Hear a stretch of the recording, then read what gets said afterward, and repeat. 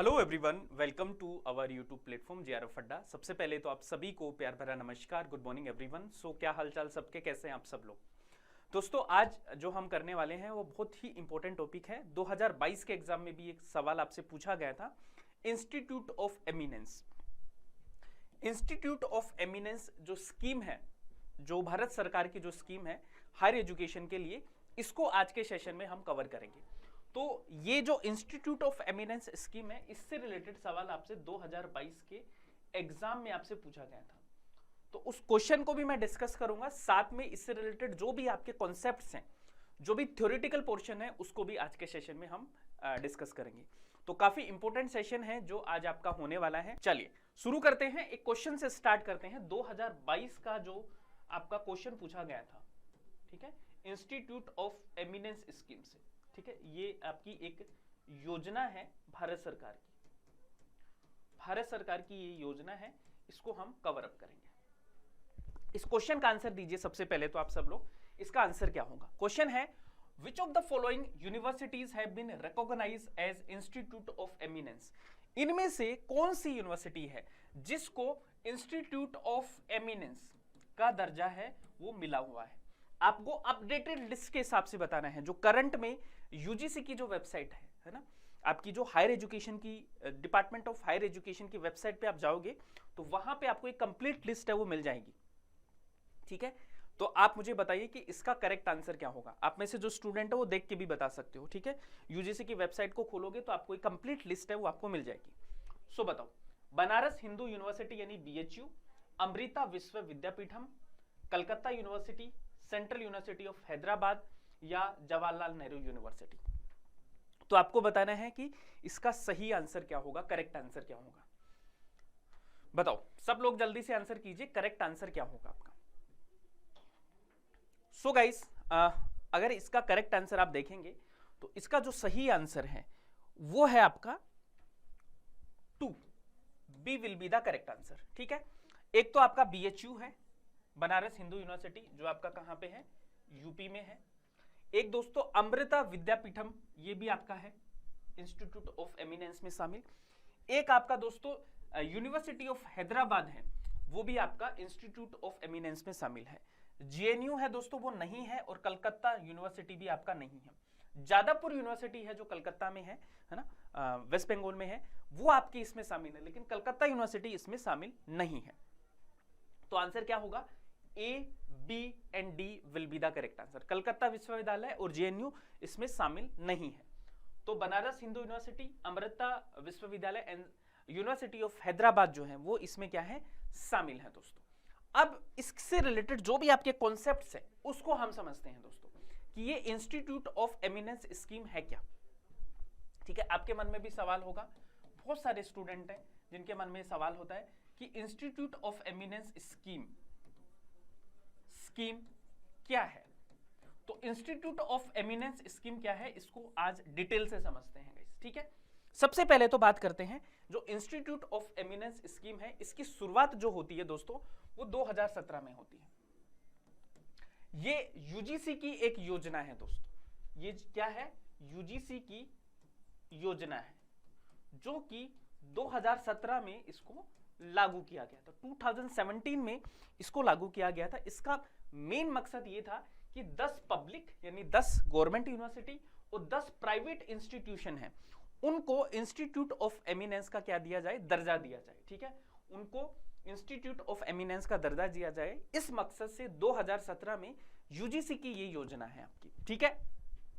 जहां पे आपको क्या मिलेगा, जहां पे आपको ऑटोनॉमी मिलेगी, एडमिनिस्ट्रेटिव एंड एकेडमिकली दोनों ऑटोनॉमी आपको मिलेंगी। इसके अलावा दोस्तों ये जो इंस्टीट्यूट ऑफ एमिनेंस स्कीम इसलिए चलाई गई थी कि हमारे देश के बहुत कम इंस्टीट्यूट हैं जो ग्लोबल रैंकिंग में अपना स्थान बना पाते हैं। तो मेन मकसद ये था कि जैसे क्यूएस वर्ल्ड रैंक निकलती है तो मुश्किल से 2 से 4 इंस्टीट्यूट है जो टॉप 500 में आ पाते हैं, बहुत कम इंस्टीट्यूट हैं। तो उन रैंकिंग में अपने इंस्टीट्यूट की जगह बनाने के लिए ऐसी स्कीम्स हैं जो गवर्नमेंट के द्वारा चलाई जाती है। अब इसको थोड़ा सा और समझते हैं, ठीक है। तो मेन एम क्या था कि इंस्टीट्यूट ऑफ एमिनेंस स्कीम का, कि भारतीय संस्थानों को विश्व स्तर पर प्रतिस्पर्धी और अंतरराष्ट्रीय स्तर पर छात्रों के लिए एक आकर्षक का गंतव्य बन सके। ठीक है, the main aim of the institute of eminence scheme is to make Indian university globally competitive and an attractive destination for the student globally, है ना, मतलब पूरे विश्व के स्टूडेंट के लिए इंडियन यूनिवर्सिटी एक सोर्स सेंटर ऑफ अट्रैक्शन बन सके, है ना। जैसे हम बाहर पढ़ने के लिए जाते हैं तो लोग यहाँ पे पढ़ने के लिए आए। जैसे हम प्राचीन भारत की बात करें दोस्तों, तो जब हमारे यहाँ पे नालंदा हुआ करता था, तक्षशिला हुआ करता था, तो पूरे ऑल ओवर वर्ल्ड से स्टूडेंट यहाँ पे पढ़ने के लिए आते थे।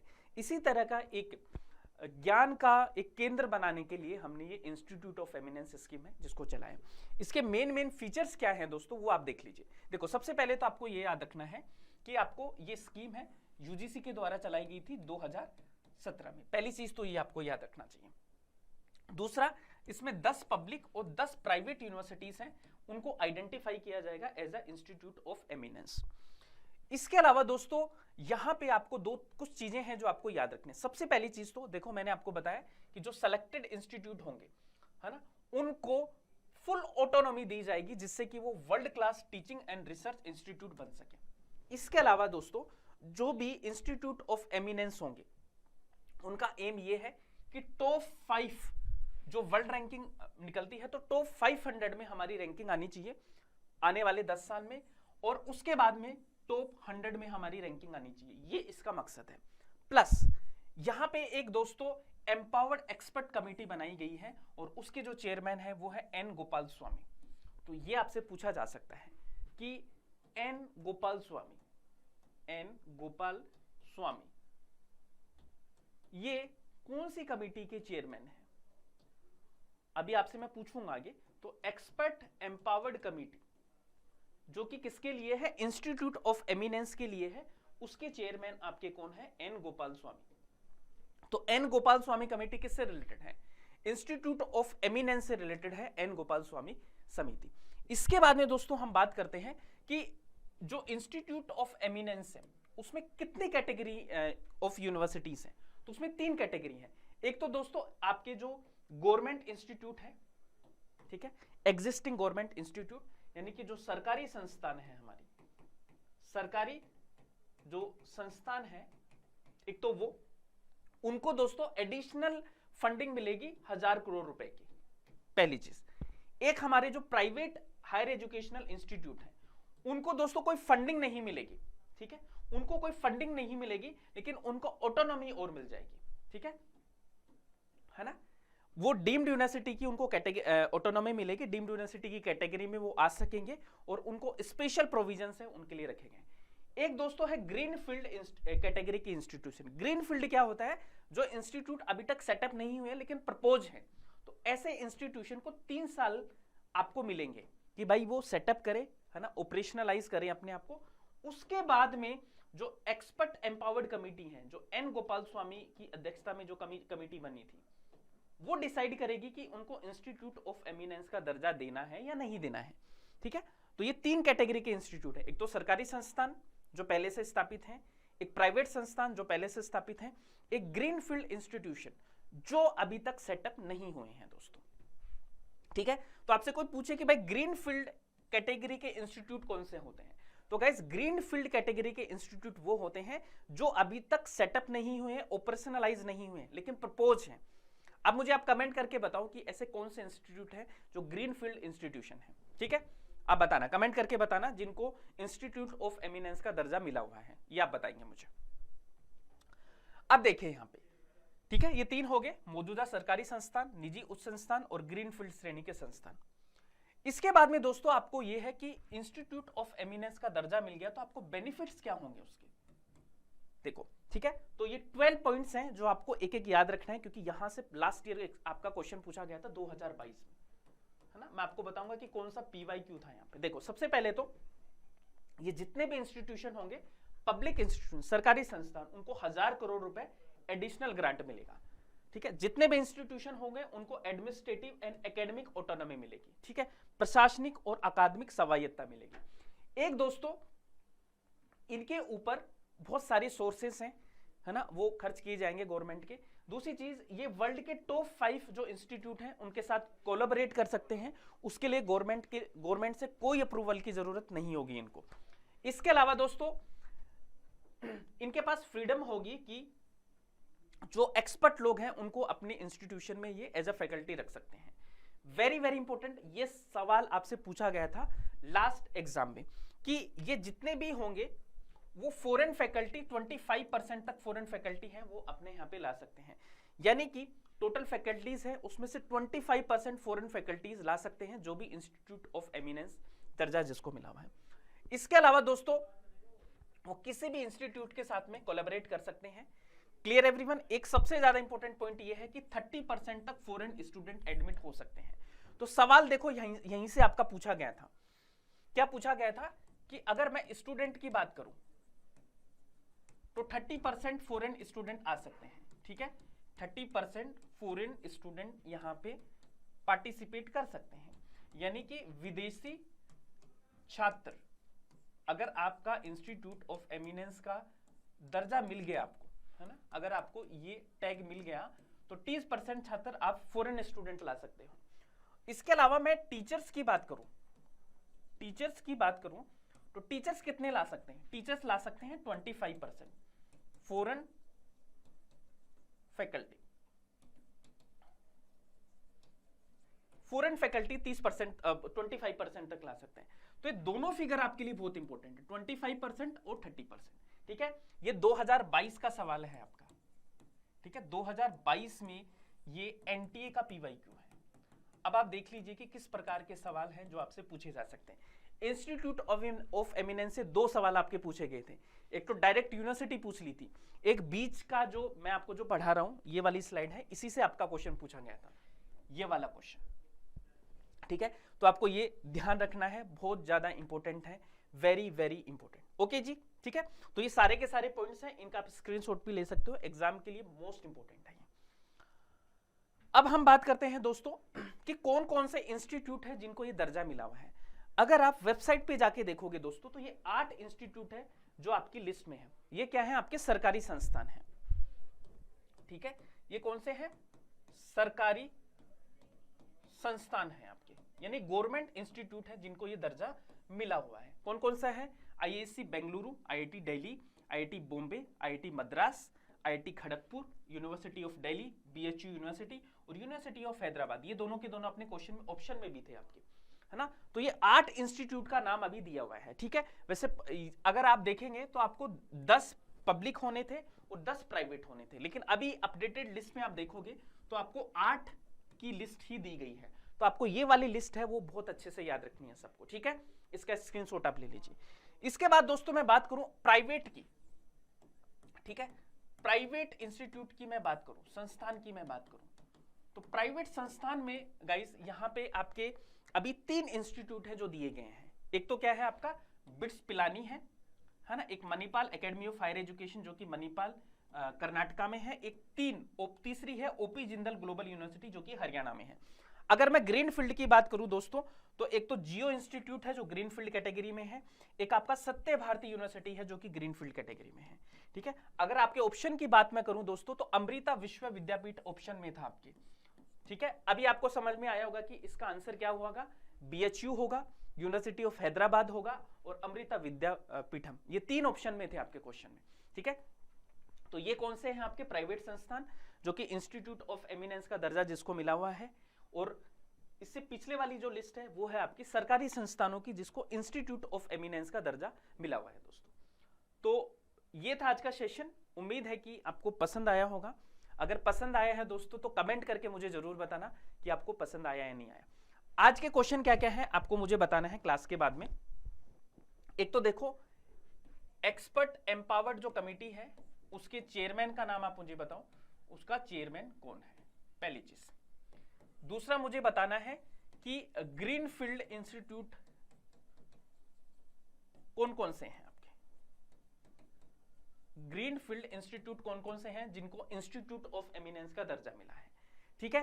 तीसरी चीज आपको बताना है कि इंस्टीट्यूट ऑफ एमिनेंस जो स्कीम है वो कब आई थी, उसका ईयर क्या था, year of institute of eminence scheme? ये 3 क्वेश्चन है जो आप मुझे कमेंट करके बताएंगे क्लास के बाद। वो है आपका राष्ट्रीय उच्चतर शिक्षा अभियान, यानी कि रूसा जो स्कीम है इसको आज हम कवर करने वाले हैं। और ये जो स्कीम है दोस्तों, ये यूजीसी की बहुत फेवरेट स्कीम है। या किसी भी आप टीचिंग एग्जाम को देंगे, जैसे आप सीटेट का एग्जाम दीजिए या बीएड से रिलेटेड जो एग्जाम देते हैं, तो उन सब में आपका ये सवाल है जो आपसे पूछा जाता है रूसा स्कीम से। तो डिटेल से पढ़ते हैं कि रूसा स्कीम क्या है। तो राष्ट्रीय उच्चतर शिक्षा अभियान यानी कि रूसा के बारे में आज हम पढ़ने वाले हैं। शुरू करें। तो आज का हमारा टॉपिक रहा आपका रूसा के बारे में हम पढ़ने वाले हैं। चलो, तो सबसे पहले तो देखो बात करते हैं रूसा जो है वो है क्या। तो ये भारत सरकार से की क्या है, एक स्कीम है, भारत सरकार की एक पहल है जिसको 2013 में बेसिकली शुरू किया गया था।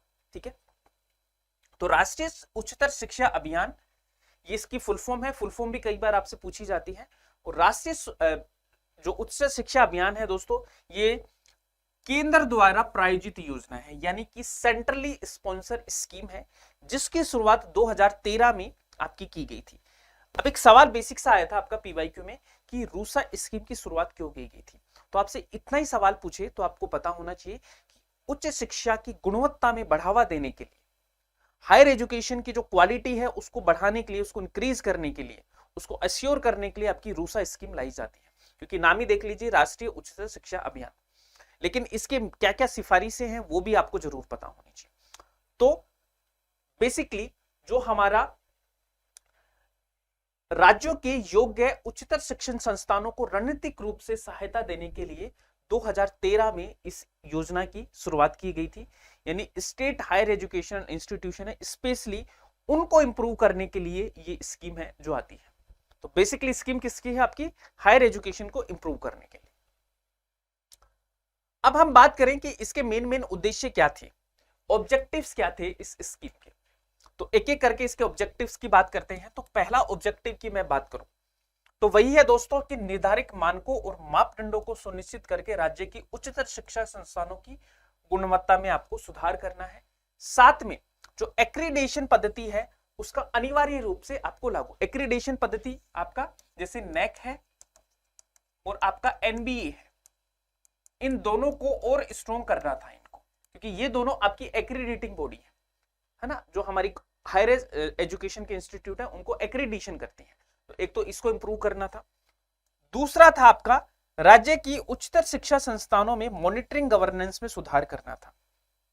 ठीक है, साथ में जो आपकी राज्य की उच्चतर शिक्षण संस्थान है उनको उचित स्वायत्तता प्रदान कर शिक्षा प्रणाली में परिवर्तनकारी सुधार करना इसका दूसरा ऑब्जेक्टिव था। तीसरा है दोस्तों जो एफिलिएशन सिस्टम है, शैक्षिक और परीक्षा प्रणाली में सुधार करना था।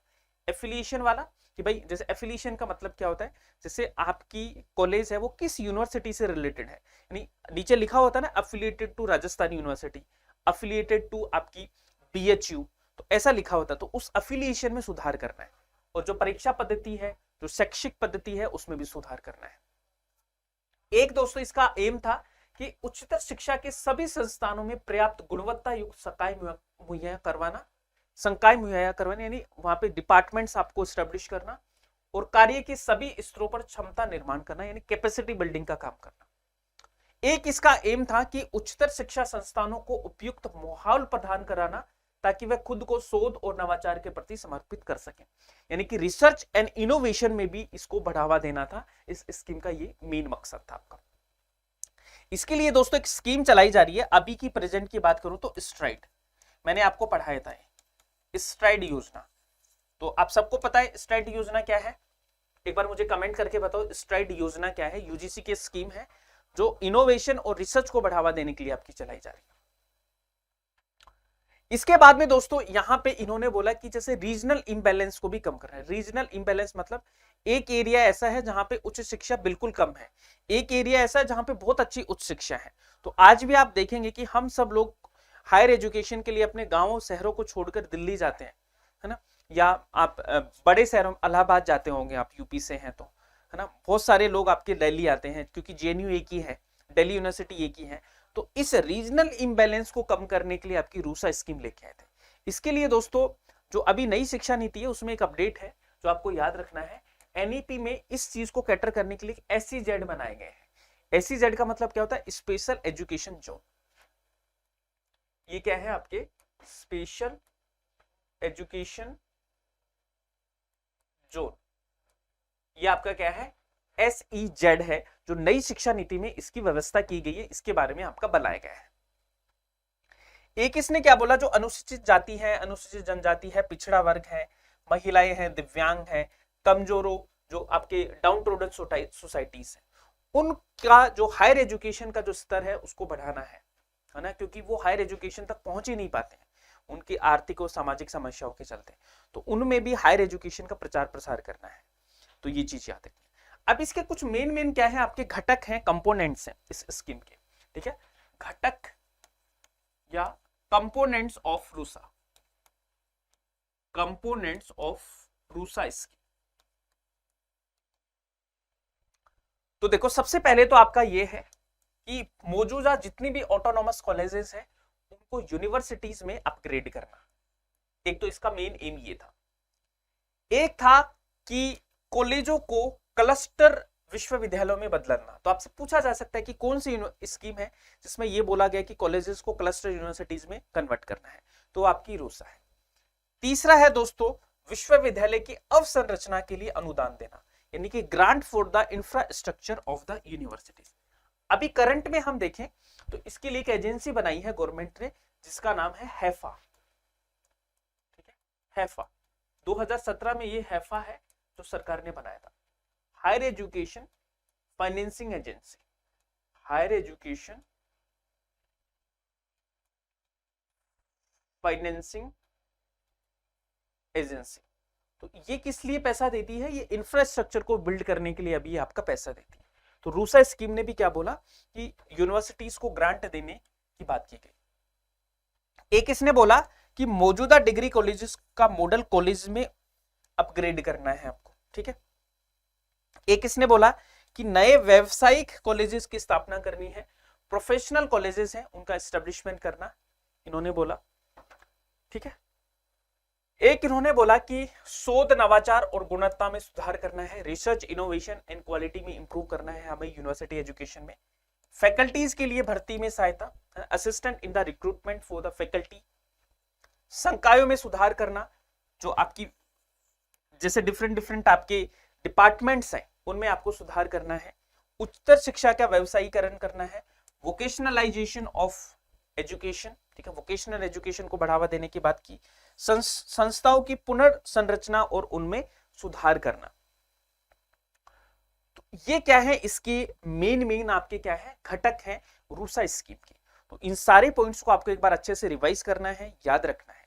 अब देखो आपका होमवर्क क्या है मैं बता देता हूं। आपको क्या करना है? मुझे एनी 7 पॉइंट्स आपको कमेंट करके बताने हैं क्लास के बाद में। 7 पॉइंट्स रूसा स्कीम के आपको क्या करना है? कमेंट करके बताना है, एनी 7 पॉइंट्स। कोई भी 7 पॉइंट रूसा स्कीम के आप मुझे एक बार कमेंट करके बता दीजिए सब लोग। ठीक है, यहां से हम बात करें एबीसी बैंक की। एबीसी बैंक की तो दोस्तों सबसे पहले तो आपको ये पता होना चाहिए कि एबीसी बैंक की फुल फॉर्म क्या है। तो एबीसी बैंक की फुल फॉर्म है एकेडमिक बैंक ऑफ क्रेडिट। ठीक है, एकेडमिक बैंक ऑफ क्रेडिट आपकी क्या है, इसमें फुल फॉर्म है दोस्तों। अब दोस्तों बात करते हैं कि ये काम क्या आएगा। ये एकेडमिक बैंक ऑफ क्रेडिट है दोस्तों, इसमें सबसे ज़्यादा फायदा ये है दोस्तों, इसका मेन मोटिव ये है कि स्टूडेंट मोबिलिटी को ये बढ़ावा देता है। स्टूडेंट मोबिलिटी को कैसे बढ़ावा देता है? यानी कि जो भी आज तक आपने पढ़ाई की है, जो भी आपने आज तक क्रेडिट अर्न की है पढ़ाई करके, वो आपको एक बैंक में डिपॉजिट होते रहेंगे, जिससे कि आप एक इंस्टीट्यूशन से दूसरे इंस्टीट्यूशन में जाएंगे तो आपकी पढ़ाई है वो वेस्ट नहीं जाएगी, वो क्रेडिट दूसरे इंस्टीट्यूशन में आपके ट्रांसफर हो जाएंगे। अब यहाँ पे आप देखेंगे तो एकेडमिक बैंक ऑफ क्रेडिट क्या है? ये एक तरह का बैंक ही है दोस्तों। जैसे अपन बैंक में पैसे जमा कराते हैं, यहाँ पे हम क्या जमा कराएंगे? क्रेडिट जमा कराएंगे। ये एक तरह का वर्चुअल बैंक है आपका। ठीक है, इसकी कोई शाखा नहीं है, लेकिन ये सारी की सारी चीज़ें आपकी वर्चुअल में होंगी आपकी। तो इसमें क्या है, ये एक डिजिटल स्टोर हाउस है जहाँ पे जितने भी क्रेडिट्स आपने अर्न किए हैं अभी तक इंडिविजुअल स्टूडेंट के द्वारा through out there learning journey, it will enable a student to open their account and give multiple option for entering and leaving colleges and institution। मैं आपको बताता हूँ काम कैसे करता है दोस्तों। इसमें देखो ये है कि फॉर एग्जांपल आपने ए इंस्टीट्यूशन से पढ़ाई की, ठीक है, और इसमें आपको 10 क्रेडिट मिले। कितने क्रेडिट? 10 क्रेडिट। अब आपका मन कर रहा है कि यार मुझे यहां नहीं पढ़ना है, मुझे दूसरे वाले इंस्टीट्यूशन में जाना है, बी इंस्टीट्यूशन में जाना है। तो आपके जो क्रेडिट है वो सारे, ये 10 क्रेडिट आपके हैं ना, ये यहाँ पे डिपॉजिट है इस बैंक में, एबीसी बैंक जो आपका है, ठीक है, एबीसी बैंक, ये इसमें डिपॉजिट है आपके। तो आप यहाँ जाएंगे तो अपने आप ये बैंक इसको यहाँ पे ट्रांसफर कर देगा, यानी कि इसको रिडीम कर सकता है। याद रखना दोस्तों, ये वन टाइम ही रिडीम हो सकते हैं आपके, वन टाइम ही रिडीम हो सकते हैं। यानी क्रेडिट को आप एक बार ही, यानी ये 10 क्रेडिट आपने लिए ना, इसको आप एक बार ही यूज कर सकते हो दोस्तों, इससे ज़्यादा बार इसको यूज़ नहीं कर पाओगे। तो इसमें बेस्ट बात क्या है दोस्तों कि यहाँ पे आपने जो पढ़ाई की ना, आपने फॉर एग्जांपल आपको करनी थी एक डिग्री और उसका आधे में आपका मन कर गया कि मुझे बी कॉलेज में जाना है, तो ये आधी डिग्री आपकी जो हुई है, मतलब एक डिग्री आपको कंप्लीट करनी थी, पूरा नहीं पढ़ पाए, मन कर रहा है कि बी इंस्टीट्यूशन में जाना है, तो आपके जो क्रेडिट अर्न किए हैं ना, वो आपको बी इंस्टीट्यूशन में ट्रांसफर कर दिए जाएंगे। यानी कि आपकी जो पढ़ाई है वो वेस्ट नहीं जाएगी, आपको नए सिरे से स्टार्ट नहीं करना है, आपकी पढ़ाई वहाँ पे काम आ जाएगी। तो ये काम करता है आपका एबीसी बैंक। तो दोस्तों कैसे काम करेगा ये काम ऐसे करेगा कि एकेडमिक बैंक ऑफ क्रेडिट है, ये क्या है, एक डिजिटल एंटिटी है जहाँ पे स्टूडेंट अपना क्रेडिट डेटा है स्टोर कर सकते हैं दोस्तों। ये नेट बैंकिंग की तरह ही है दोस्तों, है ना, नेट बैंकिंग की तरह वर्चुअल बैंक है आपका, जिसमें स्टूडेंट अपने क्रेडिट्स को स्टोर कर सकते हैं, क्रेडिट को ट्रांसफर कर सकते हैं, रिडीम कर सकते हैं। क्रेडिट का वेरिफिकेशन है वो बैंक ही करवा देगा, आपको करने की जरूरत नहीं है। डिग्री का ऑथेंटिकेशन हो जाता है इससे, है ना, इसको जरूर याद रखना है। Validity of credit earn will be as per the UGC guideline के थ्रू आपके जो क्रेडिट्स हैं जो आपको मिलेंगे। ये जो क्रेडिट्स हैं दोस्तों, ये जरूरी नहीं कि आप सिर्फ कॉलेज और यूनिवर्सिटी में मिले, अगर आप स्वयं से पढ़ाई कर रहे हैं, एनपीटीएल से पढ़ाई कर रहे हैं, वर्चुअल लैब से पढ़ाई कर रहे हैं, तो भी आपको क्रेडिट्स मिलेंगे, ठीक है। तो ये चीज़ आपको याद रखनी है। और ये दोस्तों, ये जो एकेडमिक बैंक ऑफ क्रेडिट है दोस्तों, ये फायदा क्या करेगा आपको, ये स्टूडेंट को आपको मनपसंद के कोर्स है वो आप सेलेक्ट कर सकते हो दोस्तों। आपकी पढ़ाई बीच में नहीं रुकेगी, आप एक इंस्टीट्यूशन से बी में जा रहे हैं तो, क्योंकि एक से यहाँ से जाएंगे तो पढ़ाई आपकी कंटिन्यू चलती रहेगी। एक है दोस्तों यहाँ पे कि आप अपने जो, फॉर एग्जांपल कई बार हमें लगता है कि यार ये डिग्री मुझे नहीं करनी चाहिए थी, या इस इंस्टीट्यूशन में मुझे नहीं पढ़ना, तो आप बीच में भी चेंज कर सकते हो, तो वहां पे आपको फायदा देगा दोस्तों। मल्टीपल एंट्री और एग्जिट के ऑप्शन हमारे पास में अवेलेबल है। स्पेशली दोस्तों जो गर्ल स्टूडेंट है, उनको कई बार मैरिज के कारण अपने जो स्कूल, जो कॉलेज और यूनिवर्सिटीज है वो चेंज करने पड़ते हैं, तो उनके लिए दोस्तों ये बहुत फायदेमंद रहेगा दोस्तों। और इसकी वैलिडिटी है दोस्तों वो आपकी 7 ईयर रहती है। तो ये चीज़ आप सब लोग याद रखिएगा। तो ये है आपका एकेडमिक बैंक ऑफ क्रेडिट, ठीक है। ऐसे फॉर एग्जांपल सब्जेक्ट वाइज आपके क्रेडिट मिलते हैं, और टोटल क्रेडिट है, जैसे आपको हर सब्जेक्ट के क्रेडिट है मिले हैं, तो ये क्रेडिट है जो आपके क्या हो जाएंगे, ट्रांसफर हो जाएंगे बेसिकली, ठीक है। तो ये चीज़ हमें याद रखनी है सबको। तो यहाँ पे मल्टीपल एंट्री और मल्टीपल एग्जिट का विकल्प है, वो एबीसी बैंक है जो आपको देता है। तो ये है आपका ABC bank, academic bank of credit, ठीक है। इसका जिक्र कहाँ पे किया गया था, एनईपी 2020 में इसका जिक्र किया गया था। तो इस चीज को हमें याद रख लेना है सब, ठीक है एवरीवन। चलो, तो this is all for today, है ना, और ये सारी चीजें मैंने आपको बताई दी ऑलरेडी। तो आज हम इतना ही करेंगे। उम्मीद करता हूँ कि ये सेशन आपको पसंद आया होगा। पसंद आया तो लाइक एंड शेयर कर दीजिएगा, चैनल को सब्सक्राइब कर दीजिए, बेल आइकन को प्रेस कर दीजिए, जिससे कि रेगुलर बेसिस पे आपको नोटिफिकेशन मिलते रहे। So guys, thank you so much once again, keep smiling and keep learning. 3 चीज़ें मैं आपको बता देता हूँ। अगर आपने JRF अड्डा की वेबसाइट को विजिट नहीं किया है, JRF अड्डा ऐप को डाउनलोड नहीं किया, तो जल्दी से कर लीजिए। यहाँ से आपको जितने भी हमारे कोर्सेज हैं, टेस्ट सीरीज हैं, सब अवेलेबल होंगे। साथ में PDF नोट्स के लिए आप हमारा टेलीग्राम चैनल है, इसको आप ज्वाइन कर सकते हैं। इसके अलावा दोस्तों, जैसा कि आप सबको पता है, एग्जाम का बहुत कम टाइम बचा है, 30 डेज भी नहीं है आपके पास में, 30 डेज के समथिंग बचे हैं। तो लास्ट 30 डेज में अगर आपको अच्छे से रिवीजन करना है, सारे टॉपिक्स रिवाइज करने हैं, नोट्स आपको चाहिए, प्रॉपर टाइम टेबल के साथ में, शेड्यूल के साथ में रिवाइज करना है, तो 30 डेज का कैप्सूल कोर्स है, इसको आप ज्वाइन कर सकते हैं, जहाँ पे पेपर 1 आपको मिलेगा, कंप्लीट पेपर 1 की तैयारी करवाई जाएगी मात्र 999 रुपए में। इसके अलावा दोस्तों हमारी टेस्ट सीरीज भी आपके लिए अवेलेबल है, पेपर 1 प्लस पेपर 2 दोनों की टेस्ट सीरीज आपको मिलेगी। अगर आप हिस्ट्री के स्टूडेंट हैं और पेपर 2 भी लेना चाहते हैं और अदर पेपर 2 भी है आपका, तो भी आप ले सकते हैं। मैं आपको हिस्ट्री पढ़ाता हूँ, तो हिस्ट्री का कोर्स भी अवेलेबल है, साथ में आपको टेस्ट सीरीज है वो मिल जाएगी। पेपर 1 प्लस पेपर 2 दोनों की टेस्ट सीरीज आपके लिए अवेलेबल है। 31 full length mock test paper 1 और 32 फुल आपको पेपर 2 के मिलेंगे, तो इनको ज्वाइन आप कर सकते हैं। साथ में सेट की टेस्ट सीरीज भी आप ज्वाइन कर सकते हैं, Himachal Pradesh, West Bengal SET, Gujarat SET, इन सब की टेस्ट सीरीज हैं जो आपके लिए अवेलेबल है। ज्वाइन कैसे करना है, कोर्सेज पे जाके टेस्ट सीरीज पे जाना है, देन बाय नाउ पे करके आपको टेस्ट सीरीज ज्वाइन कर लेनी है।